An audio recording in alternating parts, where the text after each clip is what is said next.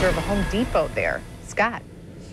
Yeah, and Mary, people are getting ready for the worst. The biggest concern out here, falling trees, maybe taking out a power line or two, and people being without power at worst. I stopped by a local Home Depot.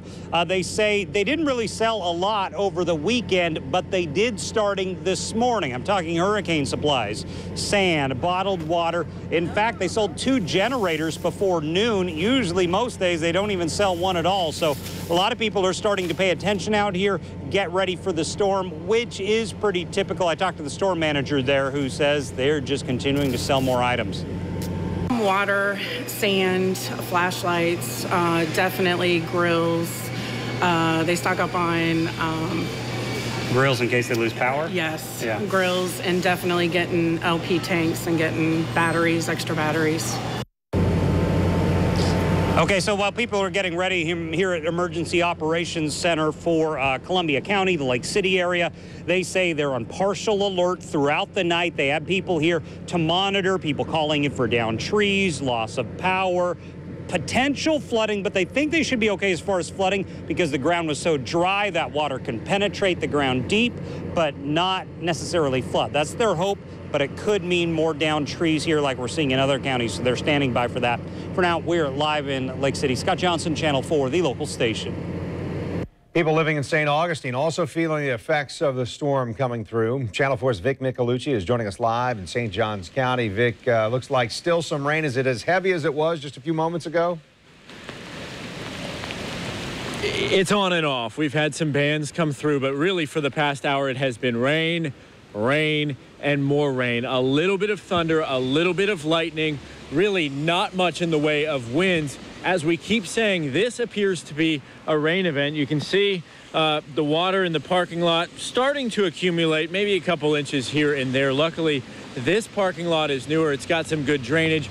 Other places down the road, across the street, not so lucky. I've also been monitoring the roadways here because St. Augustine is notorious for flooding. Obviously, America's oldest city here has some issues with the infrastructure, but right now, well, it seems to be going just perfectly. I've seen a couple of St. Augustine police officers drive by.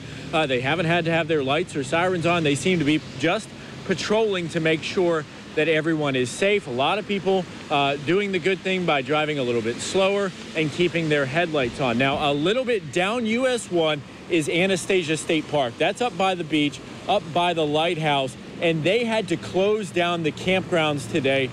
They probably had about 120 occupied campgrounds, and park rangers say they talked to the state. It just wasn't safe. They're worried about people sleeping out there in tents, in RVs, in campers.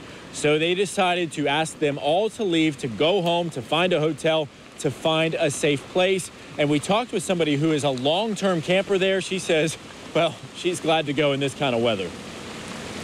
Well, I mean, you always expect it, but we didn't think the storm was going to be that bad. Now, how much has this thwarted your plans? Quite a bit, because then we've got to come back and reset up again. So hopefully by now, she and her husband have found a dry place, unlike where we are standing at the official welcome center for St. Augustine. Obviously not very welcoming for the historic city, even though throughout the day I saw a lot of tourists still around here saying, hey, they came all this way, they came to Florida, they're going to take whatever Mother Nature brings. But as you can see, that rain coming down steady and strong right now. Definitely not fun to be out in. So if you're anywhere in St. Johns County, well, find an umbrella, find a raincoat, or the best thing you can do is go inside, stay away from your windows and doors, and just wait it out. Live in St. Augustine, Vic Micolucci, Channel 4, the local station. Great advice. I think it picked up on him right there while he was talking to us. It picked up. After making landfall in the Big Bend area, experts say the storm will then move to southeastern Georgia early tomorrow morning. Channel 4's Bakari Savage has spent the day in Nassau County in southeast Georgia, seeing what the officials are doing there. Bakari. Okay, so right now we have sort of a light, steady rain. The biggest that we saw was probably maybe about an hour ago. That's when we had those heavy gusts of wind, and it was just kind of like a big downpour, but that lasted only for a few minutes. So right now, what we are expecting, or rather what they're expecting at the EOC here, flooding. That is the big concern for them. I just got a latest update from the public communications director here. She says that there are no reports of any damage right now. So let's go back to the flooding issue. High tide, that's one of their big concerns. St. Simon's Island, that's one of their areas of focus. Take a listen to this conference call that we were able to kind of sneak in on with Jay Wiggins. He's the director. How's our high tide going to affect us? Well, you know, we got perigee tides that are going on right now. Right. So our tides are up just a little bit. And, you know, some of your areas like Bell, Point Plantation and that, you might experience some cutoff of drainage in those areas. The Villages and St. Simon's Island, another one of those areas.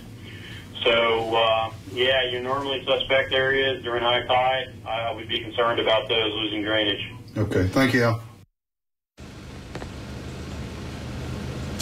So again, flooding, that is a big concern for them here. They said, hey, if you see an area of water, just turn around, don't drown. You know, they just want people to stay alive. Now, one of the other things is that they are having that search for the missing boaters. We were not able to get more time with Jay Wiggins because that is another one of their concerns here. So right now, that search has been postponed until the brunt of Colin actually moves through here. Then they'll be able to resume that again tomorrow. So as a reminder for people, if you do have to evacuate, you want to make sure that you have some place that you can evacuate to and do so quickly. Now, along those lines, what you want to do is make sure that, okay, if you are having to use that evacuation plan, have an alternate route in case that area is flooded. Reporting in Glenn County, I'm Bakari Savage, Channel 4, the local station.